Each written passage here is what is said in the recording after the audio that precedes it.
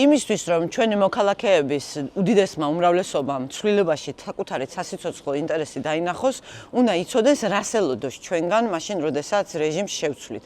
სწორედ ამიტომ ამ ალიანსის ერთ-ერთი მთავარი მიმართულება არის მეხუთე პრეზიდენტის ქარტია, ანუ ჩვენი ხელისუფლებაში მოსვლიდან პირველი 100 დღის გეგმა.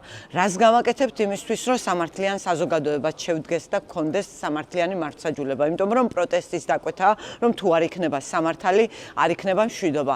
რას გავაკეთებთ იმისთვის, რომ შევდგეთ უსაფრთხო საზოგადოებად, ანუ როგორ მოვახდენთ უსაფრთხოების სტრუქტურების ისეთ დეკონცენტრაციას, რომ ამ სისტემამ უზრუნველყოს შემდეგ თითოეული მოქალაქის უსაფრთხოება და აღარ ვიდგეთ ისეთი საფრთხების წინაშე, როგორიც არის რუსეთის ინფილტრაცია, ირანის ინფილტრაცია, რასაც ახლა ქვემო ქართლში ვხედავთ და რაც უდიდეს საფრთხეს წარმოადგენს ჩვენი ქვეყნის უსაფრთხოების ინტერესებისთვის. ამას გარდა რას გავაკეთებთ იმისთვის, რომ ქვეყანაში იყოს თავისუფალი სამოქალაქო საზოგადოება და თავისუფალი მედია, იმიტომ რომ დემოკრატია ემყარება ინფორმირებულ მოქალაქეს და თუ არ გავაუქმეთ ყველა ეს კანონი, რაც 20-22 წლის შემდეგ რეჟიმმა მიიღო, აი რუსული ყაიდის კანონები, ხო?